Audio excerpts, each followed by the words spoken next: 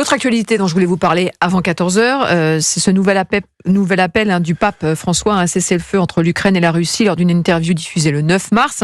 Il a accompagné cet appel d'une négociation. Il dit: quand on voit qu'on est vaincu, il faut avoir le courage de hisser le drapeau blanc et de négocier. Des propos qui ont évidemment provoqué la colère de Kiev. L'Ukraine a répondu dimanche au pape François jurant ne jamais se rendre face à la Russie. Georges Fenech. Je crois que le pape n'a pas à prendre position pour l'une des parties belligérantes. Et brandir le drapeau blanc, ça veut dire effectivement, je reconnais avoir été vaincu, ce qui est loin d'être le cas.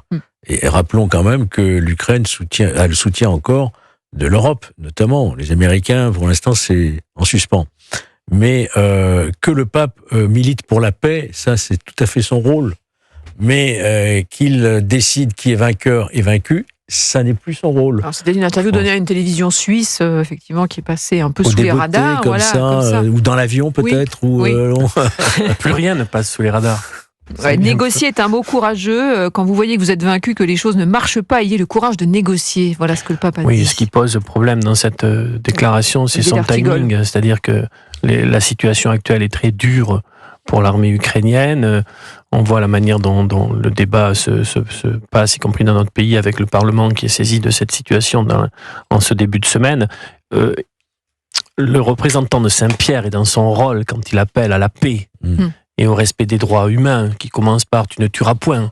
Mais d'une certaine manière, il rappelle la parole des évangiles.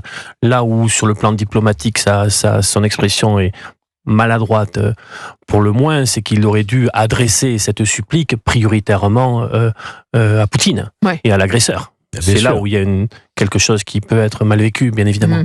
Effectivement, et Zelensky a dit, il a salué le rôle des aumôniers, il a dit c'est là que doit être l'Église avec le peuple et non à 2500 km de là avec une médiation virtuelle entre quelqu'un qui veut vivre et quelqu'un qui veut vous détruire. Voilà ce qu'a dit Zelensky. Je ne pense pas que le pape polonais Jean-Paul II aurait réagi ainsi.